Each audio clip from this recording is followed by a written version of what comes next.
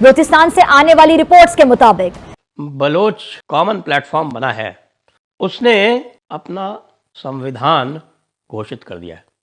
और ये चार्टर जो है वो बड़ा इंटरेस्टिंग है। भारत के संविधान के नक्शे कदम पर यह है चार्टर डिक्लेयर किया गया है। मैं समझता हूँ डिप्लोमेटिकली इट्स ह्यूज। अब हमारी जो टेरिटरी है, क्या उसकी इंटेग्रिटी रह गई? कोई इंटेग्रिटी नहीं रह गई। उसके पीछे की असल वजह क्या है? बिस्मिल्लाहिर्रहमानिर्रहीम। बहुत शुक्रिया आपका, आपने आज वक्त दिया है।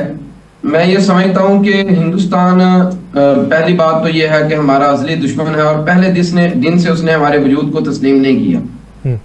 पाकिस्तान डे वन से ही ये मखसूस चंद तबकात हैं जिनके लिए ये हलवाई की दुकान है, जिस पे ये अपने नाने परनाने दादे परदादे की ना ये मुफ्त अपने पुरखों की फातिहा पढ़ने के लिए ये दुकान इस्तेमाल होती है, इसलिए यहाँ तक पहुँची है। और क्या है, आज एक बहुत बड़ा डेवलपमेंट है, क्योंकि किसी भी देश की तैयारी होती है इंडिपेंडेंट बनने की, तो उसे अपने स्वाधीन बनने की तैयारी करनी पड़ती है। तो वो तैयारी बलोचिस्तान ने घोषित कर दी है।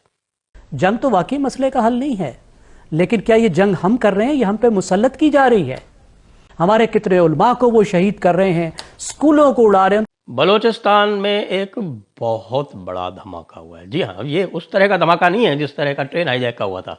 धमाका ये हुआ है कि बीआरएस के तत्वावधान में जो एक बलोच कॉमन प्लेटफॉर्म बना है, उसने अपना संविधान घोषित कर दिया है।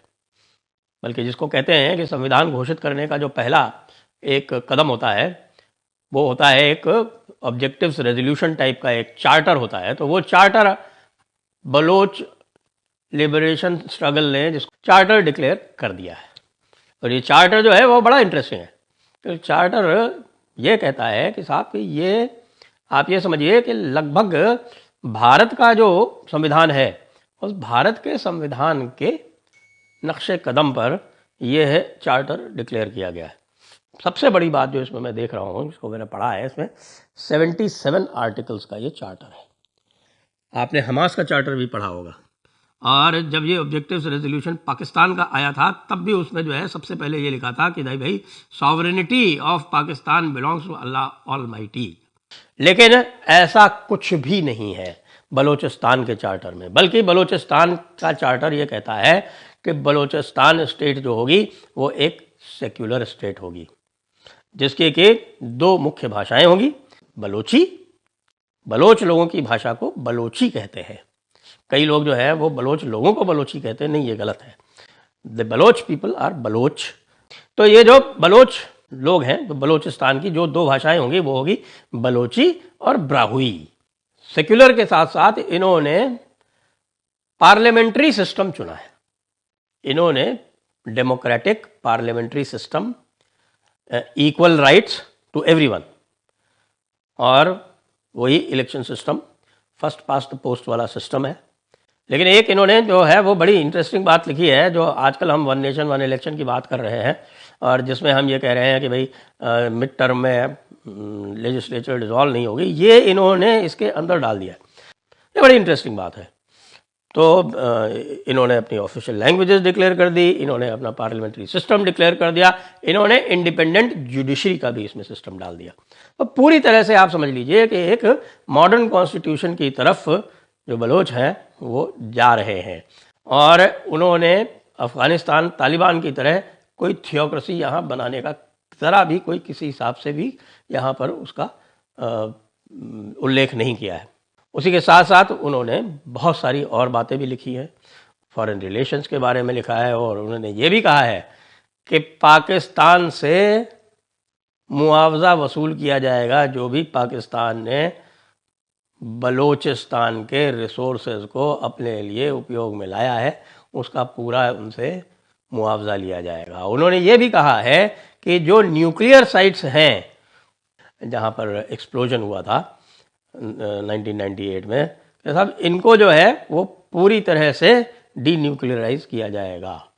तो ये देखिए आप, आज एक बहुत बड़ा डेवलपमेंट है, क्योंकि किसी भी देश की तैयारी होती है यदि, इंडिपेंडेंट बनने की। अगर उसको स्वाधीनता चाहिए तो उसे अपने स्वाधीन बनने की तैयारी करनी पड़ती है, तो वो तैयारी बलूचिस्तान ने घोषित कर दी है। अब अगर आप थोड़ा दूर अंदेशी से इस सारे मामले को देखें, आज आप इंडिया को के ऊपर इल्ज़ाम लगा रहे हैं और ये भी कह रहे हैं हम इंटरनेशनल कम्युनिटी को भी बताएंगे। जी। कल एक ऐसा दिन आ सकता है कि जैसे आपने तालिबान के साथ कोशिश की बातचीत बढ़ाने की, इट इज़ पॉसिबल कि कल आपको इंडिया के साथ भी करना पड़े। ठीक। अच्छा, तो why did I tell you about this? I am telling you because कभी ऐसी सिचुएशन होती है कि you need to move forward, sometimes you need to step back. Now आज यू आर अक्यूजिंग इंडिया। जी, टेररिज्म के लिए एक्यूज कर रहे हैं आप। बीएलए और टीटीपी की सरपरस्ती इंडिया कर रहा। कल को अंडर सम अमेरिकन प्रेशर या कोई और प्रेशर आपको न्यूट्रलाइज करना पड़े इंडिया को, तो मिलिटरीली तो आप नहीं कर सकते। इनफैक्ट ख़तरा ये है कि अगर आप अफ़गानिस्तान में कोई मेजर ऑफेंसिव करते हैं तो इट इज़ एंटायरली पॉसिबल कि इंडिया थिंक्स कि नाउ इज़ द टाइम कि हम LOC को हीट अप कर दें। एक अफ़गान बॉर्डर के ऊपर और एक इस तरफ LOC में। और इतना बलूचिस्तान का इलाका कश्मीर से 4 गुना ज़्यादा है। जी। कश्मीर को इंडिया की फ़ौज 500,000 troops plus 200,000 local police and others, 700,000 लोगों को टू कंट्रोल कश्मीर। जी, जेल है वो, इंसानी जेल बहुत बड़ी। ठीक है, और उसके पीछे 7 इत्तेफाक है। किसी ने वहाँ कोई नहीं चैलेंज कर रहा उसको। सो आई थिंक कि दे मे कम अ टाइम कि आपको शायद नवाज शरीफ की ज़रूरत पड़े to defuse tensions with India.